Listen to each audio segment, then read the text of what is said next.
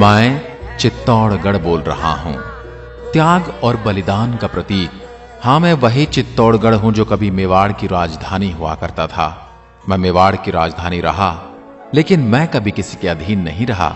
मेरी मिट्टी के कण कण में शौर्य और बलिदान की खुशबू आती है। मैं शक्ति, भक्ति, त्याग और बलिदान की धरती के रूप में जाना जाता हूं। मैं वही हूं जिसके आंचल में महाराणा प्रताप खेले, सती मीराबाई ने भगवान की भक्ति की और तो और चित्तौड़गढ़ की रानी पद्मिनी ने अपनी लाज बचाने के लिए जौहर किया था। मेरा जन्म आज से लगभग 1500 साल पहले मौर्य वंश के शासक चित्रांगन मौर्य ने करवाया था। उस समय मैं चित्रकूट के नाम से जाना जाता था। जब खिलजी के बेटे हिजर खान ने राज किया तब मेरा नाम हिजराबाद रखा गया था। उसके बाद राणा कुंभा के काल में चित्तौड़ के नाम से मुझे जाना गया। मैं एशिया महाद्वीप का सबसे बड़ा दुर्ग हूं। अगर आप मुझ पर विजिट करते हैं तो मैं पूरे 13 किलोमीटर की परिधि और 700 एकड़ जमीन के ऊपर में बसा हुआ हूं। एक समय था जब मेरे अंदर छोटे बड़े करके 113 मंदिर थे, 84 पानी के कुंड बने हुए थे और 8 भव्य महल बने हुए थे। लेकिन जब मुगलों ने मुझ पर आक्रमण किया तो मुझे बुरी तरह से तहस नहस कर दिया गया। यदि आज मेरी बात की जाए तो मैं देखने में खंडहर ही बचा हूं और मुझे सुनने के लिए एक सुंदर सा इतिहास और खाने में मेरे यहाँ के सीताफल बड़े प्रसिद्ध हैं। 7वीं सदी से लेकर 9वीं सदी तक मेरे ऊपर चंद्रगुप्त मौर्य के वंशजों ने राज किया और उसके बाद सूर्यवंशी राजाओं का राज रहा, जिसमें बप्पा रावल, राणा सांगा, राणा रतन सिंह, महाराणा कुंभा जैसे पराक्रमी राजाओं ने राज किया। इनमें सबसे ज्यादा राणा कुंभा ने सबसे ज्यादा 35 साल राज किया, जिन्होंने कुंभलगढ़ बसाया। 9वीं शताब्दी से लेकर 16वीं शताब्दी तक मेरे ऊपर मुगलों ने 27 बार आक्रमण किए, जिसमें से 24 आक्रमण राजपूत सेना ने जीते और 3 हमले में मुगल विजयी रहे और उन्हें 3 मुकाबलों में से 2 मुकाबलों में यहीं की मेवाड़ राजवंश की आभा मेवाड़ की महारानियों ने जौहर किया। आप कभी मुझे निहारने आएंगे तो मेरे किले पर जाने के लिए 7 दरवाजे बने हुए हैं, जिनके नाम है पाडल पोल, दूसरा है भैरव पोल, तीसरा हनुमान पोल, गणेश पोल, लक्ष्मण पोल, जोड़न पोल, श्री राम पोल, पारस्परिक कलाकृति। ये 7 दरवाजे हैं। इनका निर्माण राणा कुंभा ने करवाया था। जो मुख्य दरवाजा है वह युद्ध के मैदान की तरफ है, जिसको सूरज पोल के नाम से जाना जाता है। जैसे ही आप किले की चढ़ाई पूरी करते हैं तो आपको सामने की तरफ कुंभा महल दिखाई देगा। ये वही महल है जिसमें महाराणा प्रताप के पिता उदय सिंह का जन्म हुआ था और वहीं मां पन्नाधाय ने उदय सिंह की रक्षा के लिए अपने बेटे चंदन सिंह का बलिदान भी दिया था और अपने बेटे की मौत के वियोग को अपने सीने में दबाकर उदय सिंह को लेकर कुंभलगढ़ पहुंच गई थी। इस महल में एंटर होते ही अस्तबल दिखाई देता है, जहां राणा कुंभा के 7 घोड़े बंधा करते थे और सामने ही झरोखे बने हुए हैं, जहां से राणा भगवान सूर्य के दर्शन करने के बाद ही अन्न जल ग्रहण करते थे। और जिस दिन मौसम खराब होने की वजह से सूरज नहीं निकलता था तो उसके लिए 50 किलो सोने का सूरज बनाया गया था, जिसकी पूजा करके ही अन्न का दाना ग्रहण करते थे। इस महल में 2 भाग बने हुए हैं, जिनको जनाना और मर्दाना के नाम से जाना जाता है। इसमें जनाना में रानियां रहती थी और मर्दाना में पुरुष रहा करते थे। इसी महल में एक सुरंग बनी हुई है जो सीधा गोमुख कुंड में जाकर खुलती है, जहां से रानियां जाकर नहा कर आती थी। कुंभा महल से आगे जौहर स्थल के रूप में एक स्थान दिखाई देता है। मेरे सीने में जौहर के रूप में समाया वह दर्द है जिसे सदियों तक भुलाया नहीं जा सकता। 13वीं शताब्दी के अंदर अलाउद्दीन खिलजी ने मुझ पर आक्रमण किया था।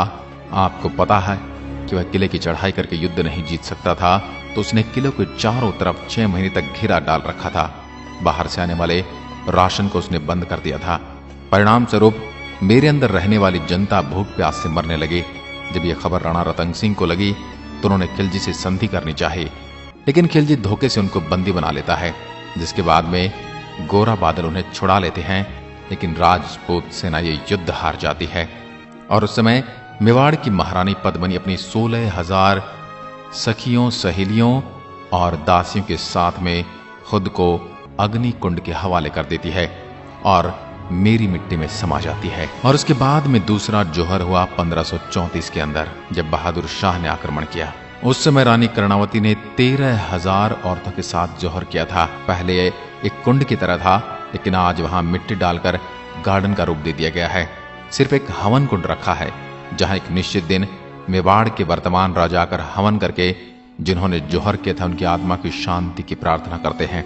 उसके बाद तीसरा आक्रमण अकबर ने किया था, वही अकबर जिसे आप द ग्रेट अकबर के नाम से जानते हैं। उस समय मेवाड़ के राजा थे महाराणा प्रताप के पिता उदय सिंह। उन्होंने चित्तौड़ का किला उनके सेनापति जयमल पत्ता के हाथों सौंप कर वहां से उदयपुर चले गए थे। उसी समय उन्होंने उदयपुर नगर बसाया था और जयमल पत्ता ने अकबर से लड़ाई करी और उसमें 8000 महिलाओं ने जौहर किया था। और इस युद्ध के बाद अकबर ने मेरी धरती पर जो रक्तपात मचाया था उसने आम जन को मार मार कर इस मिट्टी का रंग लाल कर दिया था। मैं इस दुर्दांत और इस आताताई राजा को कभी भूल नहीं सकता। जौहरकुंड के पास ही आपको विजय स्तंभ भी दिखेगा, जिसका निर्माण महाराणा कुंभा ने करवाया था। महाराणा कुंभा ने गुजरात और मालवा दोनों राज्यों को जीत लिया था। इसी की खुशी में उन्होंने विजय स्तंभ का निर्माण करवाया था। इसको बनने में पूरे 10 साल का समय लगा। उस समय इसको बनाने में 90 लाख का खर्च आया था। 122 फुट इसकी ऊंचाई है। इसके अंदर कुल 157 सीढ़ियां बनी हुई हैं और यह 9 मंजिला है और इसका आकार भोलेनाथ के डमरू के समान है। नीचे से 3 मंजिल चौड़ा है, बीच में 5 मंजिल संकरा है और ऊपर से 2 मंजिल फिर से चौड़ा है। मेरे राजस्थान पुलिस के बाएं हाथ पर इसी का सिंबल बना होता है। विजय स्तंभ के आसपास आपको टूटे फूटे खंडहर दिखेंगे। सब मेरे उस समय के मंदिर थे, जिनको अलाउद्दीन खिलजी ने रानी पद्मिनी के नहीं मिलने पर तोड़ दिया था और बाद के आक्रमणकारियों ने भी ऐसा।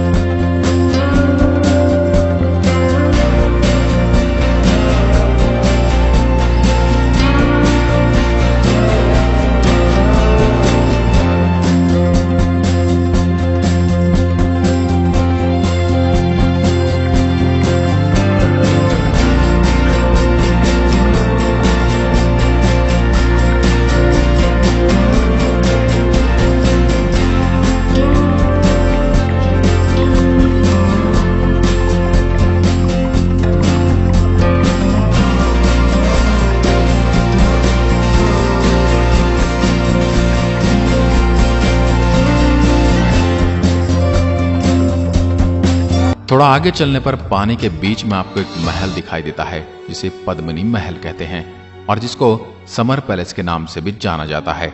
गर्मी के समय में 4 महीने रानी पद्मिनी इसी महल में रहती थी, क्योंकि उस समय एसी या कूलर तो होते नहीं थे, जो गर्मी के कारण यह जल महल बनाया गया था। वहीं आपको एक और महल देखने को मिलता है, इसमें रानी पद्मिनी अपनी दासियों के साथ रहती थी, जो 3 मंजिला था, लेकिन आज खंडहर है। रानी पद्मिनी जल महल में नाव के द्वारा जाया करती थी और उस समय लकड़ी की नाव होती थी। आज के समय में मेरे यहाँ सरकार ने गार्डन बना दिया है, जिसमें आपको हर तरह के गुलाब के फूल मिल जाएंगे। थोड़ा आगे चलने पर आपको भीमकुंड दिखाई देता है। ऐसा कहा जाता है कि राजा महाराजा के शासन से पहले यहाँ पांडव आए थे और उस जगह पर भीम ने अपने पैर से पानी निकाल दिया था। उसको भीमकुंड नाम से जाना जाता है। थोड़ा आगे चलने पर आपको सूरज पोल दिखता है, जो दुर्ग में आने का पुराना रास्ता भी है।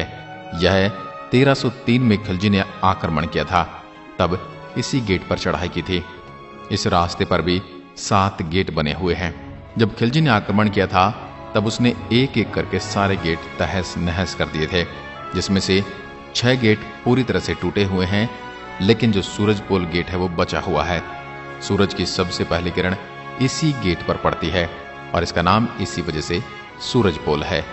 इसके सामने जो आपको खुला मैदान दिखता है वो मैदान हुआ करता था, लेकिन आज मेरे यहाँ कुछ बस्तियां बस गई हैं, जिस वजह से वहां लोग खेती करने लग गए हैं। आपको गेट पर कुछ बड़ी बड़ी कीलें लगी हुई दिखाई देती हैं, जिनको अंकुश कहा जाता है। जब आक्रमण किया जाता था तब हाथी को मदिरा पिलाकर पागल किया जाता था और उस गेट को तुड़वाया जाता था, लेकिन वह गेट को तोड़ न सके, इसी के लिए अंकुश लगाए जाते थे। अब आखिरी में आपको बताता हूं कि कैसे आप मुझ तक पहुंच सकते हैं। मैं भीलवाड़ा और उदयपुर के मध्य बसा हुआ हूं। मेरे सबसे निकटतम हवाई अड्डा डबोक एयरपोर्ट, जो कि उदयपुर में स्थित है, जहां से मेरी दूरी 90 किलोमीटर पड़ती है और आप ट्रेन से भी आसानी से पहुंच सकते हैं। चित्तौड़गढ़ अपने आप एक रेलवे जंक्शन है, जहां लगभग हर शहर से ट्रेन उपलब्ध है। अगर मैं मेरे स्थानीय लोगों के खान पान की बात करूं तो यहाँ का सबसे प्रसिद्ध खाना दाल बाटी चूरमा है, जो काफी लजीज भोजन होता है।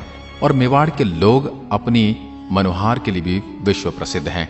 यहाँ के उपयुक्त मौसम की बात करूं तो गर्मियों में यहाँ का मौसम बड़ा ही गर्म होता है और उस दौरान अधिकतम तापमान 44 डिग्री सेल्सियस तक जाता है। मानसून के दौरान रुक रुक कर होने वाली वर्षा के कारण हवा नम होती है। इस स्थान की यात्रा के लिए ठंड का मौसम सबसे उपयुक्त माना जाता है।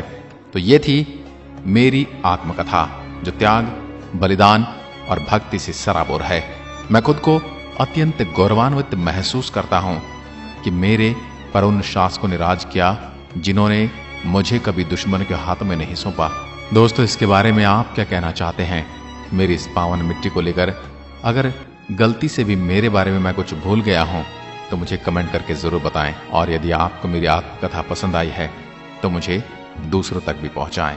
धन्यवाद। जय हिंद, जय भारत।